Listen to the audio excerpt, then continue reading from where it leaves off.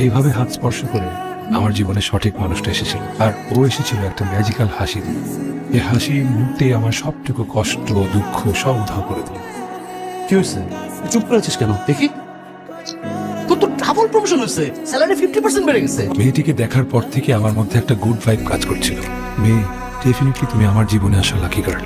এখানেই লাকি গার্লের সঙ্গে আমার দেখা হয়েছিল, তাই তার খোঁজে প্রায় প্রতিদিনই আমি এখানে আসি। মজনু সেজে প্রতিদিন দাঁড়িয়ে থেকে লাভ হইল, তাই আল্লাহর নামে কপালের উপর ভরসা করা ছাড়া আমার আর কোনো উপায় নেই।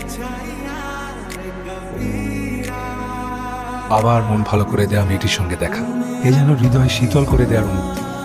না, তাকে আর হারাতে দেওয়া যাবে না। আসসালামু আলাইকুম। ওয়ালাইকুম সালাম। আমি আপনাকে অনেকদিন ধরে খুঁজছিলাম। আমাকে কেন বলুন তো? আমি আপনাকে মিষ্টি খাওয়াতে চাই। মিষ্টি খাওয়াতে খাওয়াতে সে গল্প আপনাকে শোনাতে চাই, আমার ভিজিটিং কার্ড। কি হলো এটা? আরে ছেলেটা তোর প্রেমে হাবুডুবু